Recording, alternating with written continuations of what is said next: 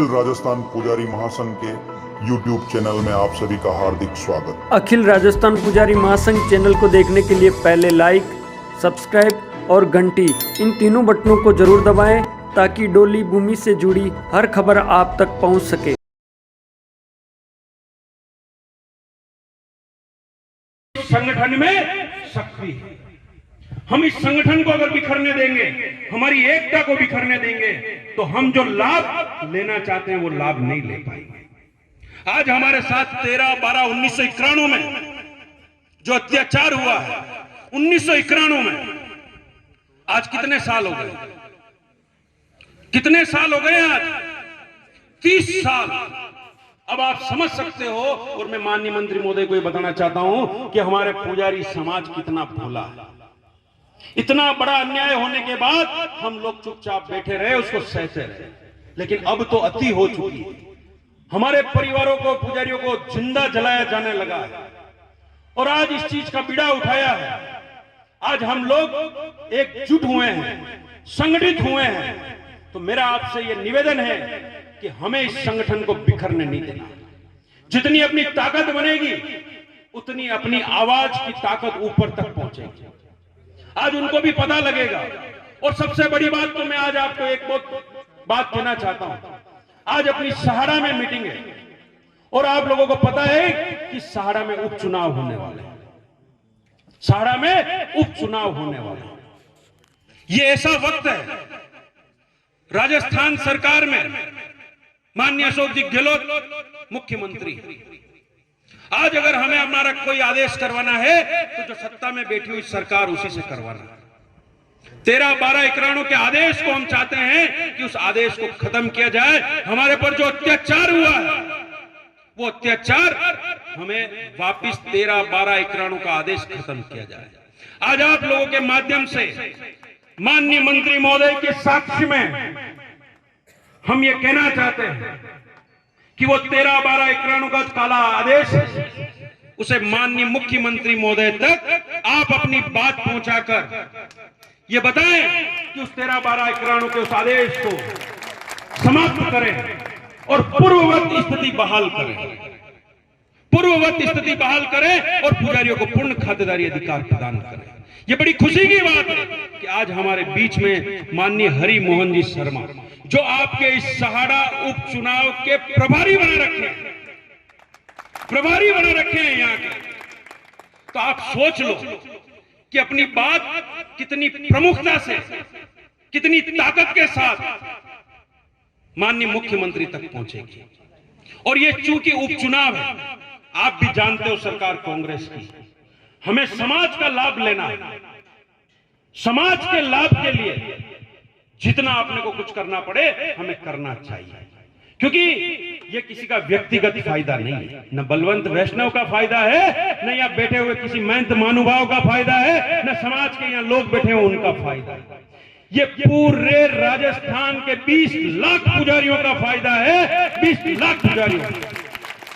आज अगर 20 लाख पुजारी अगर फायदे में आते हैं, सक्षम होते हैं और उस काले कानून को अगर विड्रॉ किया जाता है, तो मैं तो कहना चाहता हूं माननीय मंत्री महोदय की उपस्थिति में कि ये पुजारी समाज माननीय मुख्यमंत्री महोदय अशोक जी गहलोत को अपने रक्त से तोलकर स्वागत करेगा। इस बात को मैंने कोटा की मीटिंग में भी कहा था कि यदि माननीय मुख्यमंत्री महोदय हमारे पुजारी समाज की मांग को पूरी करते हैं और 13/12/1991 के उस काले कानून को विड्रॉ करते हैं और पूर्ववत स्थिति बहाल करते हैं, तो ये पूरा पुजारी समाज उन्हें अपने रक्त से तोलकर स्वागत करेगा और सदैव उनका ऋणी रहेगा। मेरी कई बार चर्चा हुई है माननीय मुख्यमंत्री महोदय से। अभी वर्तमान में भी विधानसभा, ये सत्र नहीं, इससे पहले जो विधानसभा सत्र चल रहा था, तब भी मेरी उनसे मुलाकात हुई थी। मैंने उन्हें अवगत कराया था कि मुख्यमंत्री महोदय, हम पुजारी, भोले वाले पुजारी, जो 20 लाख पुजारी हैं पूरे राजस्थान में, उनकी आप सुनो, हम आपको पलकों पे बिठाने के लिए तैयार हैं। तो उन्होंने एक धीरे से एक बात कही थी। आप जानते हो गहलोत साहब जब बोलते हैं बहुत धीरे से बोलते हैं। क्या कहा उन्होंने कि साहब आपके अत्याचार किसने किया? हमने किया क्या? मैंने कहा नहीं, तो किसने किया? कि साहब भैरव सिंह जी शेखावत ने किया। पर आप लोग हमारे को प्रेम और आशीर्वाद कहां देते हो? ये कहा मेरे को उन्होंने धीरे से कि आप लोगों का आशीर्वाद हमें नहीं मिलता है। तो मैंने कहा जब भी मौका मिलेगा, ऐसी कोई स्थिति आएगी तो वो आशीर्वाद पुजारी समाज भी आपको देगा। और आज ये एक ऐसा अवसर आया है, ये ऐसा अवसर मैं नहीं लाया, ये 4 गुजर नाथ लेकर आए। मैंने माननीय मंत्री महोदय जी से आग्रह किया कि साहब आप पधारे। आपने कहा मेरा बहुत व्यस्त टाइम है, मैं नहीं आ सकता। मैंने कहा साहब आप भी पुजारी से पूरे वास्ता रखते हैं, पुजारी महासंघ के विशेष आमंत्रित सदस्य हमारे संरक्षक हैं, आप नहीं आएंगे तो फिर कौन आएगा, हमारी कौन सुनेगा? तो इन्होंने तुरंत कहा कि मैं पूरे टाइम का एडजस्टमेंट करके और जैसा भी मैं आपको बताता हूं। और कितनी खुशी की बात है कि उस वक्त पर आप यहां पधारे। तो आज हमारे लिए ये ऐसी बातें हैं, तो हमें संगठित रहना है। विधानसभा जो उपचुनाव है उसमें भी हमें पूरा आशीर्वाद देना, हम पहले देंगे। माननीय मंत्री महोदय से मैं कहना चाहता हूं, हम पहले देंगे। आप दोगे कि नहीं दोगे आशीर्वाद?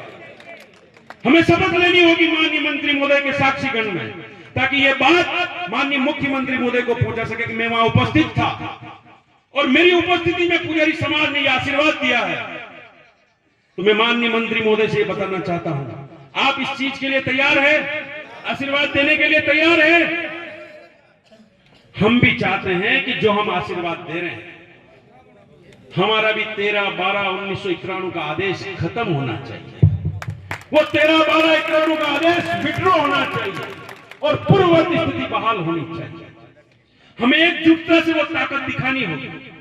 अगर हमने वो एकजुटता से ताकत नहीं दिखाई तो हम फिर ऐसा मौका बार बार नहीं आएगा। ये तो बड़ी 4 भुजनाथ की कृपा है कि जिसकी वजह से ये मौका हमें मिला है। इस मौके को हमें बिगाड़ना नहीं है। हमारे समाज में मैं माननीय मंत्री महोदय को बताना चाहता हूं, किशन जी खूटिया, किशन जी इन्होंने पहले विधानसभा इलेक्शन में शिवसेना से चुनाव लड़ा था। अभी हम सब समाज बंधुओं ने इनको समझाया कि हमें ऐसा काम नहीं करना, हमें ऐसा काम नहीं करना।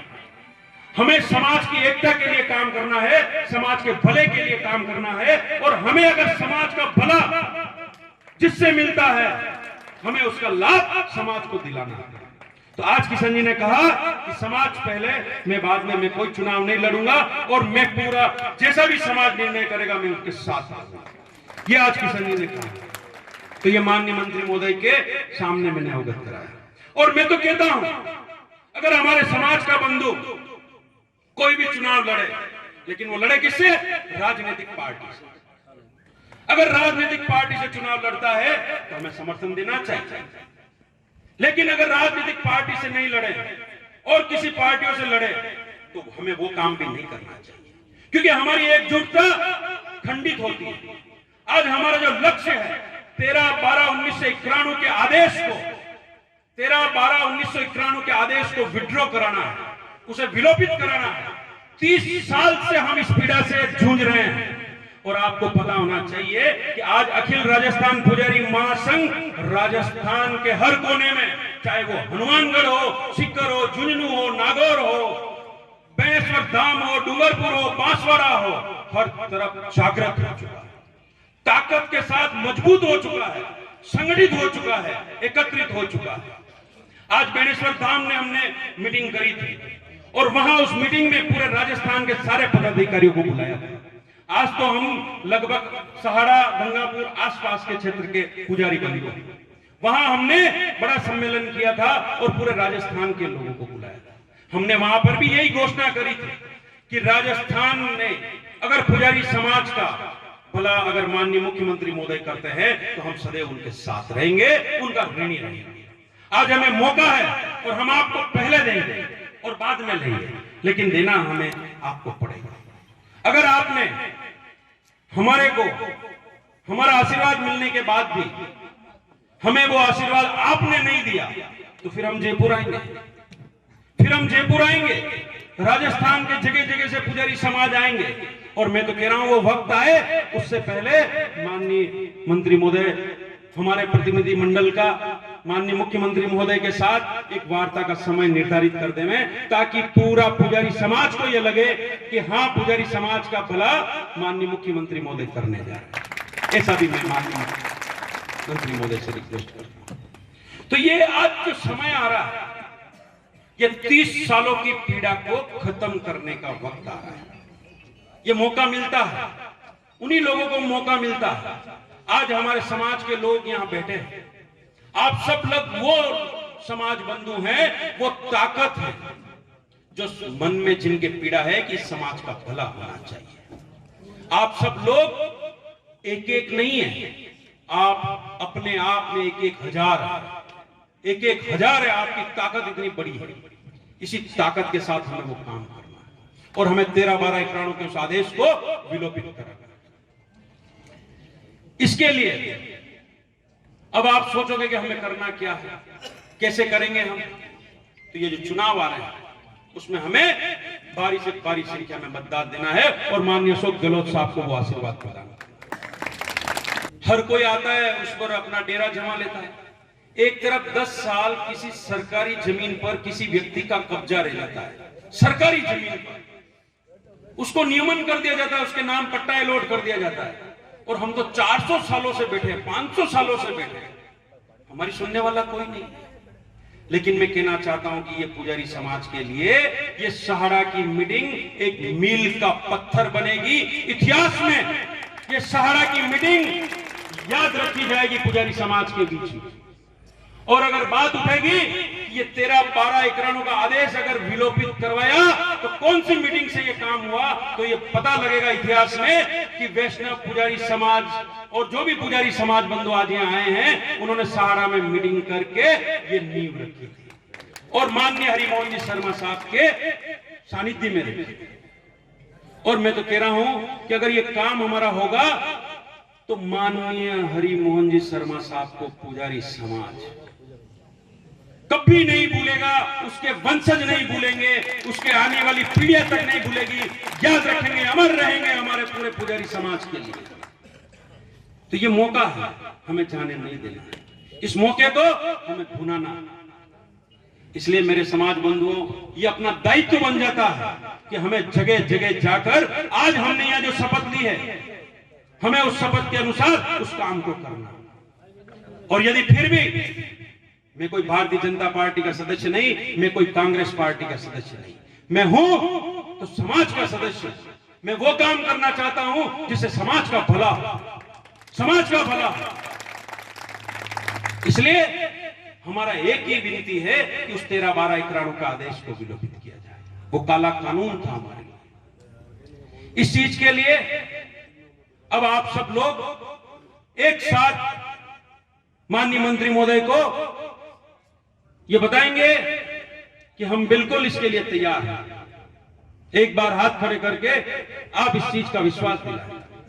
अब मैं हमारे कार्यक्रम के मुख्य अतिथि महोदय श्रीमान हरिमोहन जी शर्मा साहब से निवेदन करूंगा कि आप हमारे वैष्णव समाज को, आप हमारे पुजारी समाज को निश्चित रूप से आश्वस्त करके जाएंगे कि मैं आपकी बात को रख करके और मुख्यमंत्री जी को हमारी भावनाओं से अवगत कराऊंगा। आदरणीय हरिमोहन जी शर्मा साहब आज के मुख्य अतिथि महोदय, एक बार ताली बजा के जोरदार स्वागत करें कि आप हमारी पूरी मांगे पूरे दिल से रखेंगे। राजस्थान पुजारी महासंघ के इस अधिवेशन में इसके प्रांतीय अध्यक्ष भाई बलवंत जी वैष्णव के द्वारा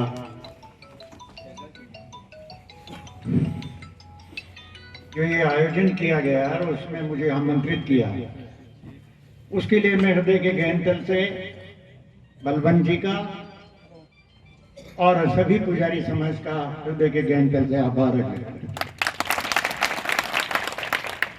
और अगर मैं नहीं आ पाता आप लोगों के बीच में तो वो मेरा दुर्भाग्य है।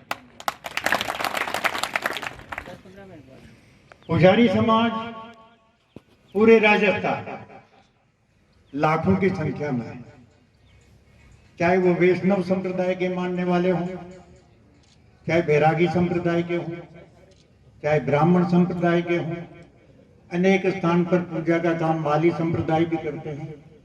अनेक रामदेव जी के मंदिर में अनुसूचित जाति के लोग भी काम करते हैं। तो पूरे राजस्थान में बहुत बड़ी संख्या में पुजारी समाज, और मैं इनको धन्यवाद देना चाहता हूं कि इन्होंने पूरे राजस्थान के पुजारी समाज का ये संगठन बनाया, जिसमें हर वर्ग का, चाहे किसी भी जाति, किसी भी संप्रदाय का, चाहे वो ब्राह्मण हो, चाहे वैष्णव हो, चाहे माली हो, जो सेवा पूजा का काम करता है, पुजारी की परिभाषा में आता है। तो इस संगठन को बनाने के लिए और इन उपेक्षित लोगों की आवाज बुलंद करने के लिए जो इन्होंने कार्यक्रम जारी किया, उसके लिए पूरे समाज का, राजस्थान के पूरे समाज का, अध्यक्ष का, इनकी कार्यकारिणी का, मनसा सिंह, सभी लोगों का हृदय के गहन से आभार है। मुझे सबसे पहले पीड़ा कब हुई? ये कोरोना काल आया। कोरोना काल में सारे मंदिर बंद, रामदेव जी का बंद, महादेव जी का बंद, वैष्णव समाज का बंद, विष्णु जी का बंद, हनुमान जी का बंद। लगातार ऐसी पीड़ा देखने को मिली। और उस समय जो अपना जीवन और अपना परिवार उस पूजा के माध्यम से चला रहा था, उस पुजारी की क्या दुर्दशा हुई, ये कल्पना के पास। मेरे मन में बूंदी में यह ख्याल आया, मैं बूंदी रहता हूं, वहां भी आपके समाज के मेरे साथ गणेश लाल जी बैरागी एमएलए भी रहे, आपके समाज के और सभी समाज के। मेरे सामने जब मुझे ये सोचने का अवसर मिला, तो मैंने प्रयास किया पूरे बूंदी जिले में हर विधानसभा क्षेत्र में जितने भी पुजारी थे, उन पुजारियों को अलग अलग विधानसभा क्षेत्र वाइज एकत्रित किया। कहीं 300 आए, कहीं 200 आए, कहीं 250 आए, कहीं 400 आए, और उनके लिए मन की पीड़ा और उनकी आर्थिक स्थिति को देखते हुए जो कुछ भी यथासंभव उन 3 और 4 माह के लिए कर सकते थे, वो हमने करने का प्रयास किया। उस समय से इस पीड़ा से मैं उठा। मानवीय दृष्टिकोण की बात है, राजनीतिक दृष्टिकोण अलग। मानवता के नाते कोई भी, किसी भी वर्ग का अगर कोई पीड़ित व्यक्ति है और हम उसकी सेवा न करें, तो ईश्वर ने हमको जो मनुष्य का रूप दिया है वही व्यर्थ है। ईश्वर चाहता तो किसी भी योनि में पैदा कर सकता था, किसी को गाय बना दे, किसी को बैल बना दे, किसी को शेर बना दे, किसी को हिरण बना दे, लेकिन आपको और हमको इंसान इसलिए, मनुष्य के रूप में इसलिए बनाया कि स्वयं की पीड़ा के साथ साथ अपन दूसरे लोगों की पीड़ा में भी सहयोग करे, यथाशक्ति अपने संसाधन, जब हमारा जीवन साथ। जहां तक परिस्थितियों का सवाल है, मैं तो ये कहता हूं, आपने जो पीड़ा उठाया है ना, ये खाली जमीन तक ही नहीं है। आर्थिक दृष्टिकोण से पूजा करने वाले पुजारी की आर्थिक स्थिति का सुधार कैसे हो, इस बात पर भी राजस्थान सरकार को विचार करना है। जिस प्रकार से राजस्थान सरकार पेंशन का काम कर रही है, तो कोई न कोई ऐसी योजना भी सरकार बनाए तो पूजा प्रतिष्ठा करने वालों को भी उस दृष्टिकोण में, उस कानून में आए, जिनको तो मिलता ही है, उनको तो मिलता ही है, लेकिन उस कानून में जो नहीं आए, तो मंदिरों का रजिस्ट्रेशन करा करके कुछ न कुछ आर्थिक संबल राजस्थान की सरकार को भी देना चाहिए। इस बात भी मेरे मन में है, और ये मन में इसीलिए आया, अगर कोरोना नहीं होता तो मैं नहीं समझ पाता। इसने पूरे समाज की, पूरे देश की, खास तौर से गरीब लोगों की कचूमर निकाल दिया इस कोरोना काल। मध्यम वर्ग पिट गया। अगर फला फूला है तो सेठ फूले हैं, न गरीब फूला न मध्यम वर्ग फूला। ये स्थिति इसके बीच में हुई। जहां तक आपकी मांग का और इनका सवाल है, मैं तो आपसे प्रतिनिधि मंडल की बात तो मैं कर ही लूंगा। आपको मिलाने की बात ये कोई बड़ी बात नहीं है, लेकिन आपके इस संघर्ष में मैं भी, आप वैष्णव कह दो चाहे मुझे ब्राह्मण कह दो, मैं भी पुजारी हूं। मैं इस संघर्ष में पूरे राजस्थान में आपकी इस मांग के साथ जो भी हमने अपन इनके आर्थिक दृष्टिकोण से मजबूत करने वाले या कोई अन्य इनको सहायता की कोई बात होगी तो अपन को ये काम करना है। और इस संघर्ष में वैष्णव साहब मैं आपके साथ हूं, खुले रूप में साथ, और राजनीति से अलग हट करके साथ, राजनीति से अलग हट करके साथ। ये तो मेरा सौभाग्य होगा कि मैं ऐसे कामों में आपके साथ जुड़ूं और ईश्वर को धन्यवाद दूं कि आपने मुझे इंसान बनाया तो मैं भी इंसानियत के काम में लोगों के साथ लगा। बूंदी में एक आप लोगों की प्रेरणा से, मनोभाव से मैंने एक बहुत बड़ा वृद्धाश्रम चला रखा, जिसमें 40 से 50 आदमी रहते हैं और उनके साथ ही 10 और 15 बच्चे हैं जो कोई हायर सेकेंडरी में पढ़ रहा है। जाति कोई भी हो, प्रतिबंध नहीं, रहने वाला वृद्ध किसी भी जाति का हो, किसी भी धर्म का हो, उन सबकी व्यवस्था सुदामा सेवा संस्थान के माध्यम से करने की प्रेरणा जो ईश्वर ने मुझे दी ना, उससे मेरा जीवन सार्थक हुआ है। मैं ये कहना चाहता हूँ। करोड़ों रुपयों की बिल्डिंग है, यूं ही बन गई, मुझे पता ही नहीं चला। मेरा मकान बना है जब तो 10-12 काम रुका, और जब उस काम को चालू किया तो 1 सेकंड 1 मिनट के लिए भी बंद नहीं हुआ कि परमार्थ के साथ। और मैं तो ये भी आपसे निवेदन करना चाहता हूं, क्या पूरे राजस्थान का नेतृत्व कीजिए। खाली पड़ा है गरीब लोगों की आवाज उठाने का मंच, उपेक्षित है, कोई सुनने वाला नहीं। चाहे कोई भी सरकार सुनेगी कब? जब आप जागृत होंगे। आप सोते रहेंगे, मंदिर की टोकरी हिलाई, तुलसी चंदा मत दिया, आया 4 आना 8 आना वहां आया, उसको जेब में रखा और घर चले जाओगे तो यही दुर्दशा होने वाली।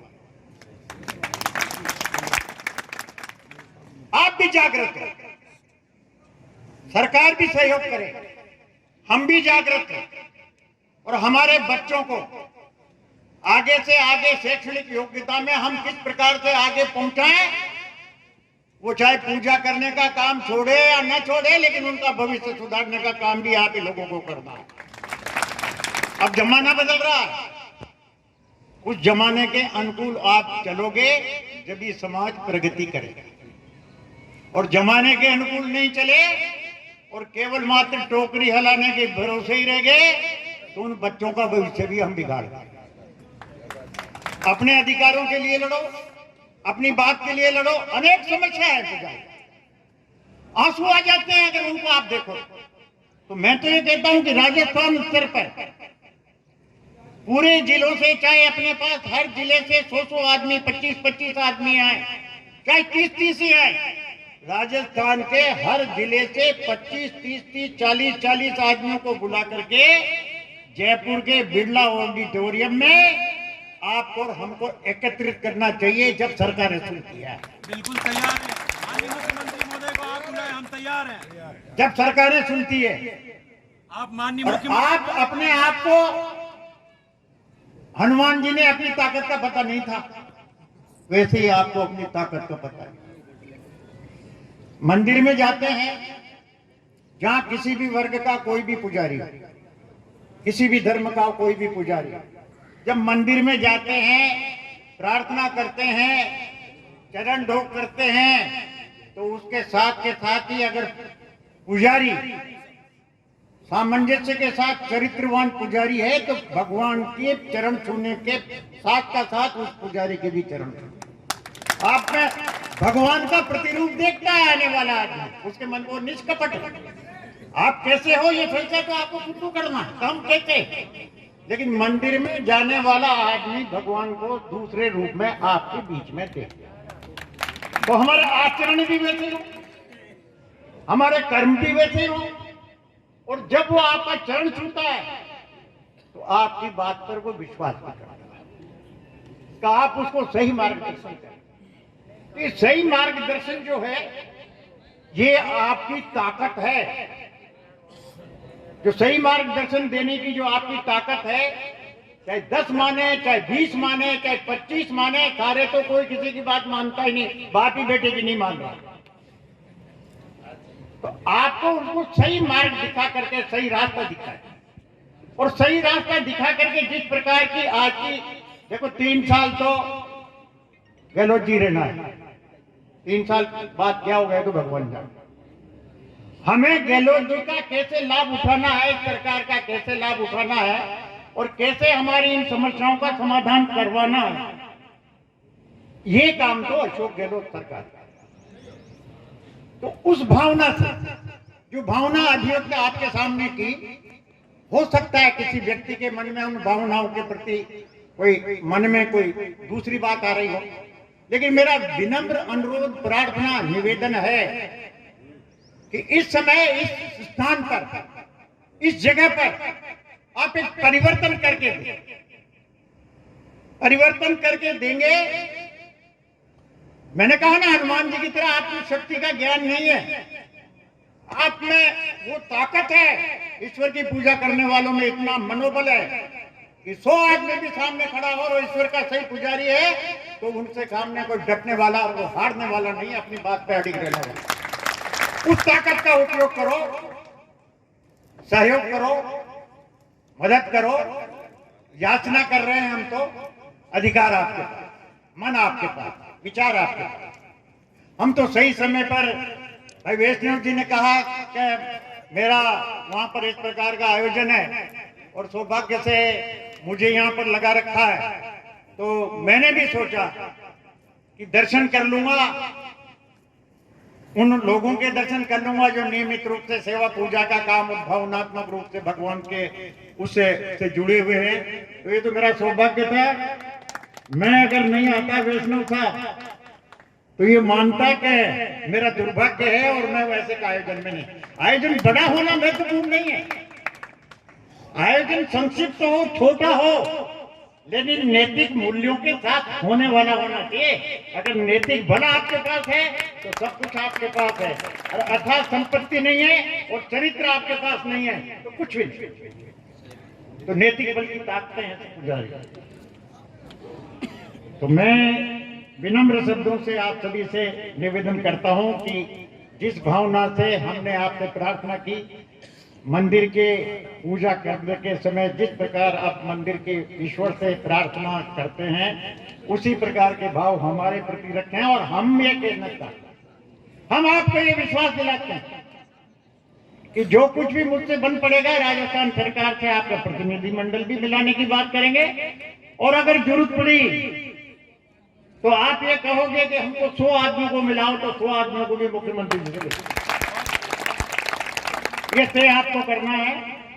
27 तारीख को मात्र कुंडिया में आएंगे, मैं उनसे वहीं बात कर लूंगा। यहाँ भी मैं इनसे, जो मंत्री जी है उनसे भी कहूंगा कि आप इनका टाइमिंग फिक्स कराइए। आप अपने पहले प्रारंभ में 10-11 जो मिलना चाहते हैं उनकी सूची बना लीजिए, वो आपके होंगे।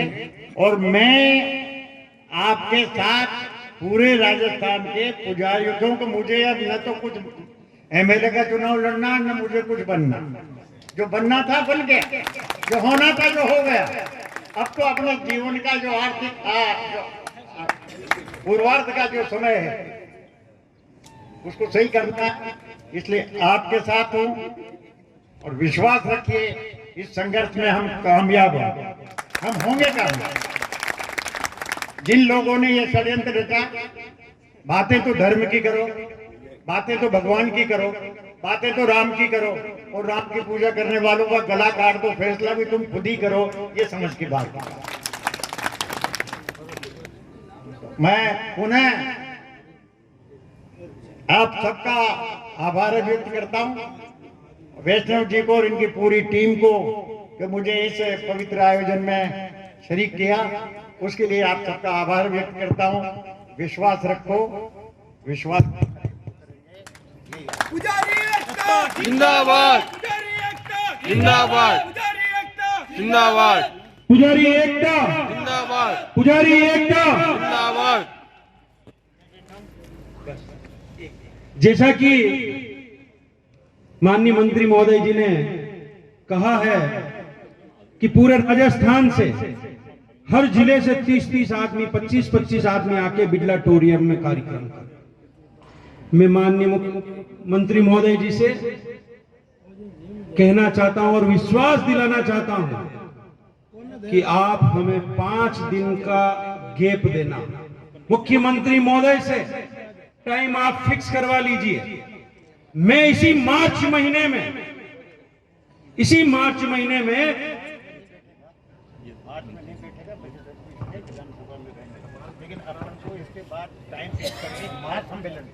हाँ, महासम्मेलन जो करना है हम उसके लिए तैयार हैं।